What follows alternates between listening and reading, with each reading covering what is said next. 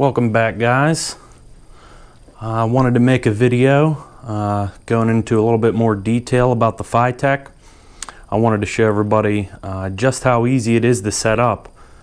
Sometimes when you have guys who have been dealing with carburetors their whole life, you start talking fuel injection and there's a misnomer out there that makes you think it's somewhat difficult to hook up, tune, you know, all the other disadvantages that are seen to come with fuel injection.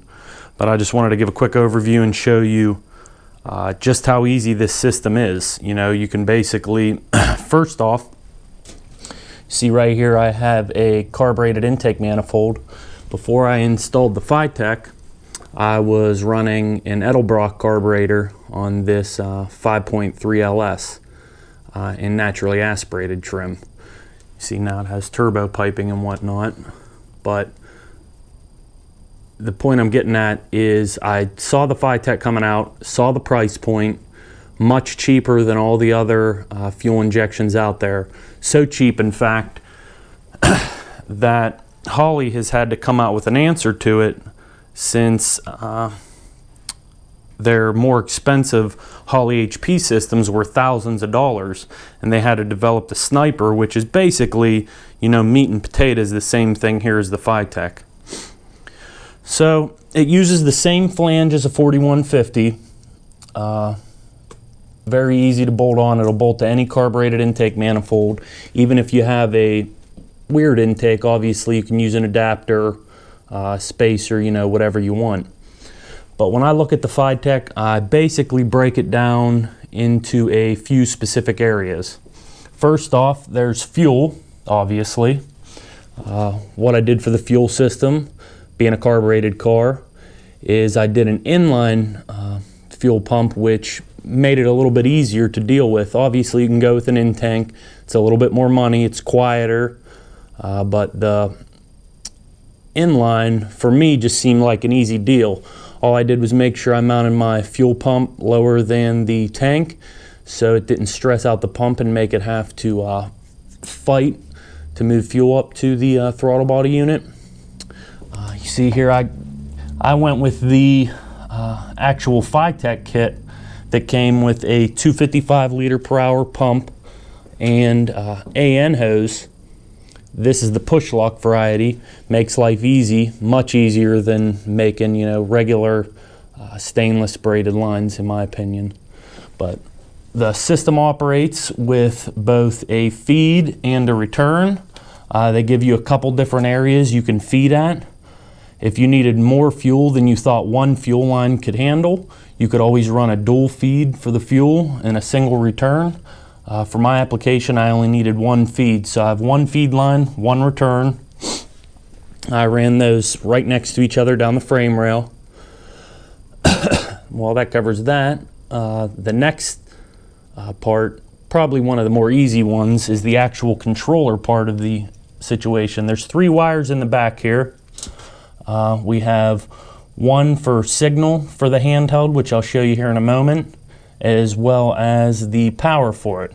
The third wire here, connector, is one that I didn't end up using. This is for if you're using a distributor, but at the time I got this, the FiTech was uncompatible with the LS coil on plug ignition, so I used an MSD box, which I've already taken off. So basically you just run these through the firewall, couple easy wires right into the handheld controller. Let me go see if I can look at that. There might not be too much light going on in here, but we'll check it out anyway. Here's the handheld unit. It's very easy to set up. Just ask for basic things like your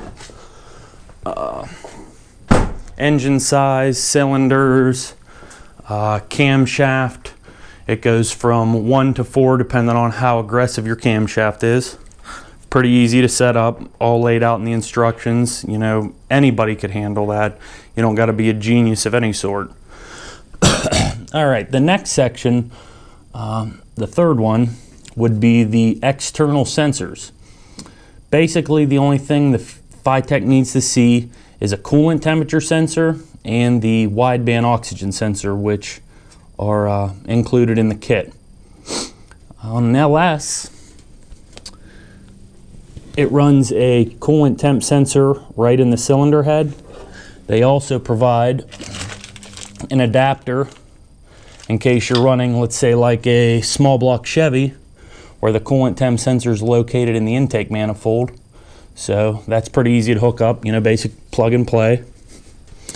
The next part is the oxygen sensor, which I have located right here. Now, I welded a bung into my turbo downpipe, but for those of you that don't want to weld, they give you this setup, which is basically an external bung. You cut your hole into your exhaust downpipe. They recommend you do that at least 18 inches from the exhaust port. Comes with a graphite gasket, and then you use a couple clamps here to clamp it on to the exhaust. Now, I can't comment on how leak proof that is. I've seen other people run it. Obviously, if you can weld a bung in, that's your best bet.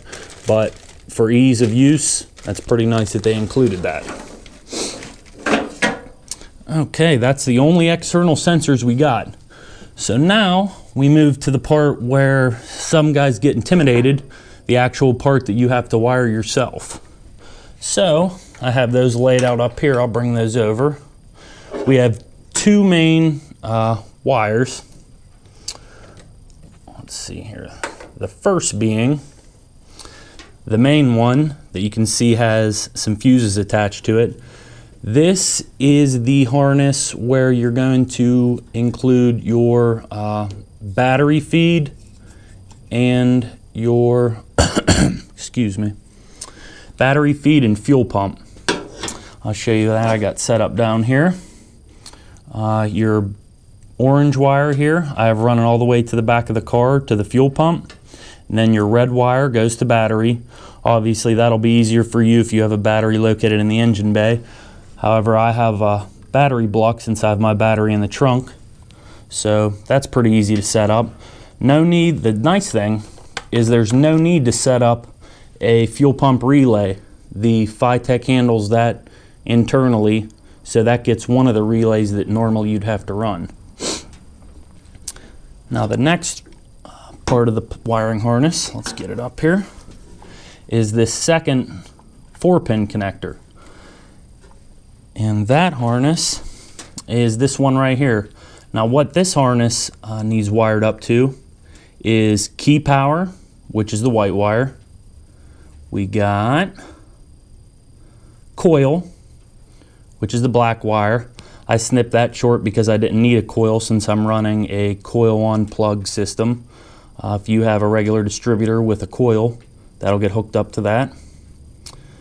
The blue wire is your TAC input, which I ran off my MSD. That's easy signal to get off your distributor if that's what you're running. And the third one is a fan. Now the fan, you have to run a relay for it. Now the way they set that up is with your standard 30-40 amp 4 or 5 pin relay. Now the way they set this up is you have one wire. Well, basically as far as relays go, there's your high power side, which you can see the black and yellow, or I can't even see, red and yellow, which will be hooked up to battery power.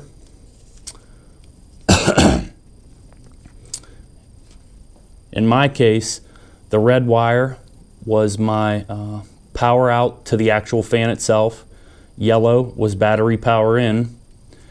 And then what they do that's a little bit different is instead of grounding out the relay and running a key on power, you give it key power to the white, and then the FiTech connects to the other side of the signal.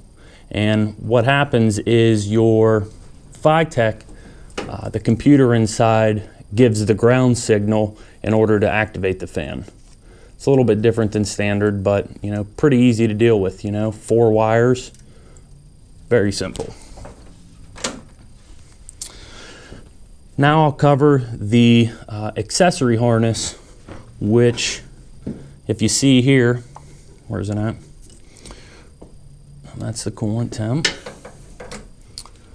This harness that's all by itself runs to this extra loom. Now in my case, again, I didn't have to run this loom, but what's nice about this is this usually doesn't come with the standard FiTech units. This is a 600 power adder, which gives you the ability to either run boost or nitrous.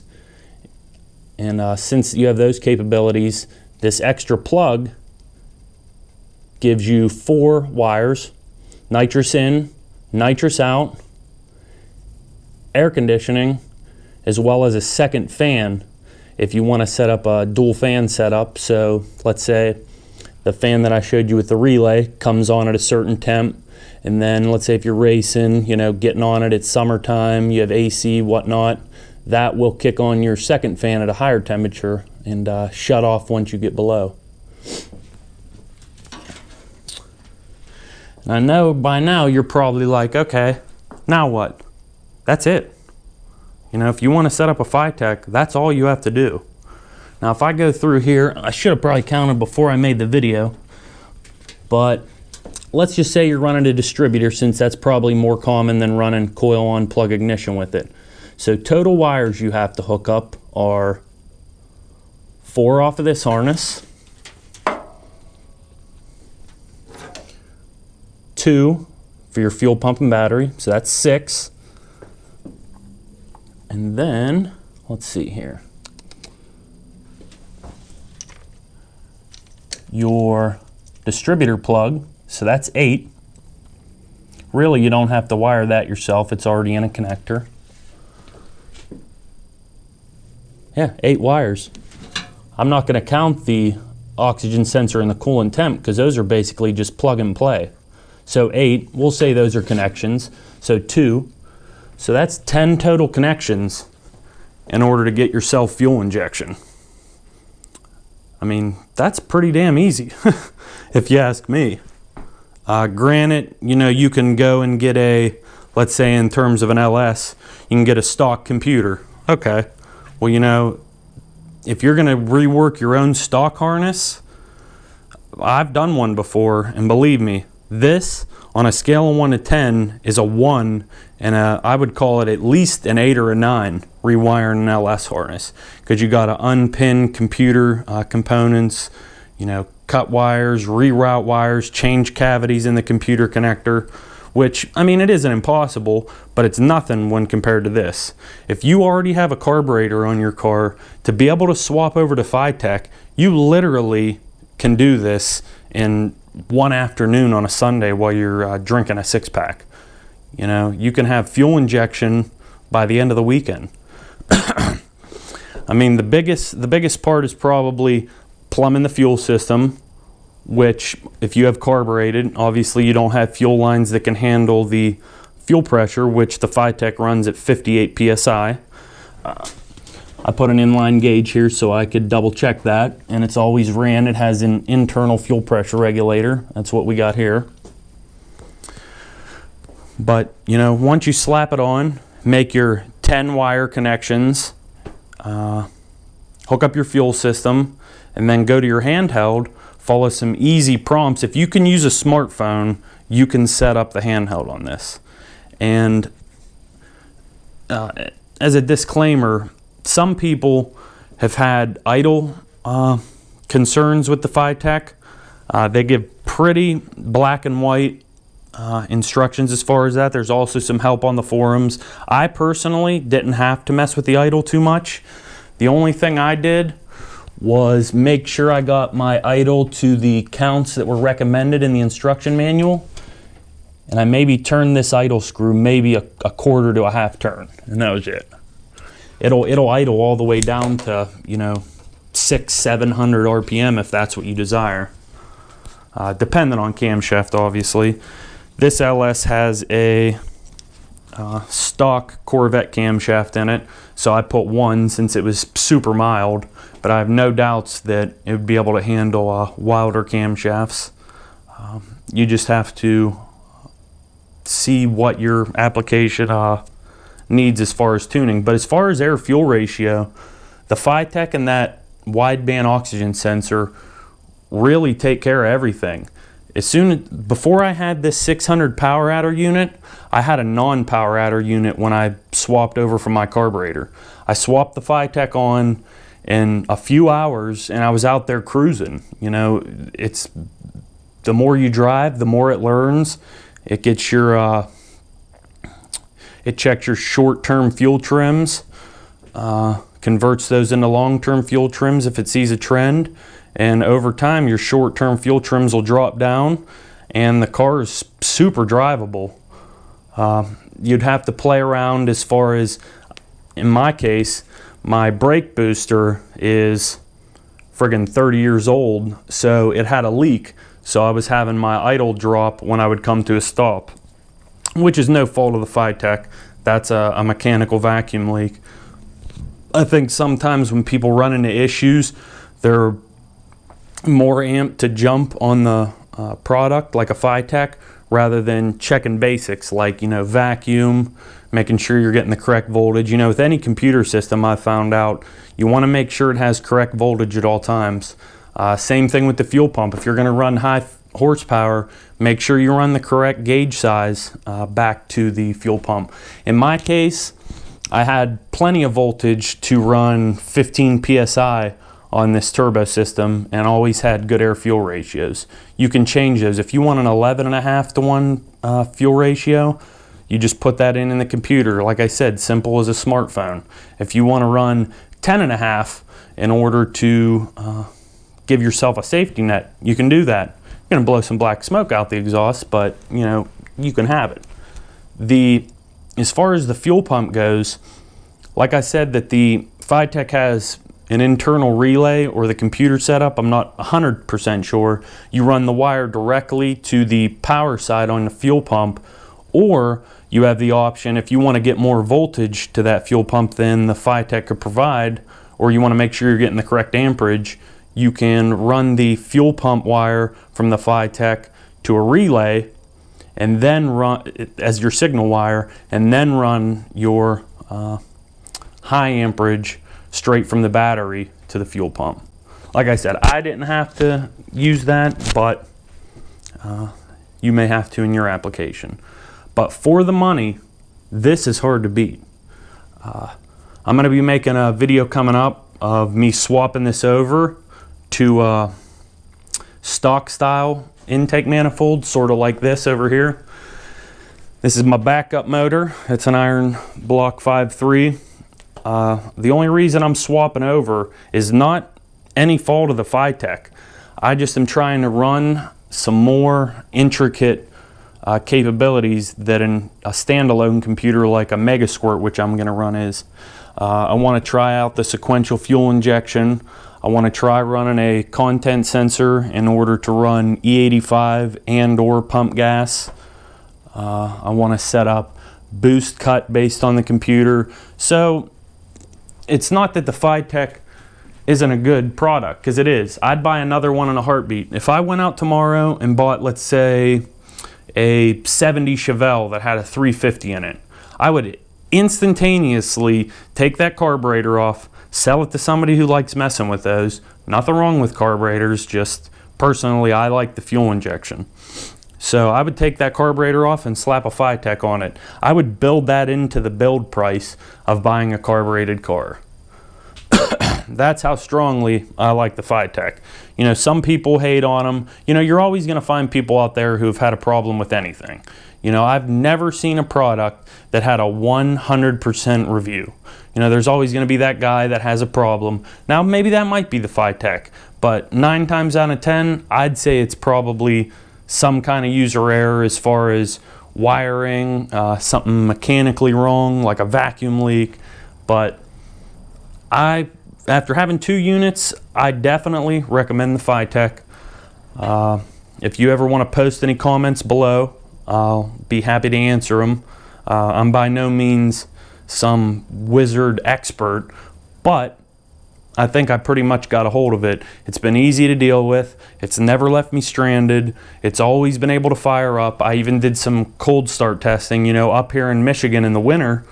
It was down to, I don't think it was single digits. It was down, you know, 10 to 15 degrees, and I could come out here, prime the fuel pump. Again, those external fuel pumps are freaking loud. Prime that fuel pump, hit the gas. I don't even have to touch the foot pedal. All I got to do is key the ignition on and it fired right up. No problem. You know, that's the advantage of having fuel injection. It communicates with a coolant temperature sensor to see, you know, the engine is super cold, so I'm going to have to richen up the air fuel in order to get her going.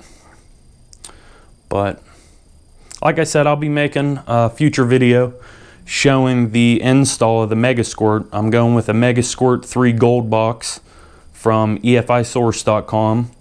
I got some 80-pound injectors, and we're going to give that a go. But hope you enjoyed the video. Hopefully this answered some questions for you as far as, you know, ease of use, simple product review. But like I said, it has my stamp of approval. Anyway, if you just checking out my channel for the first time, subscribe if you want to see some burnouts, burning gasoline, and the occasional burning of some gunpowder. All right, take it easy, y'all.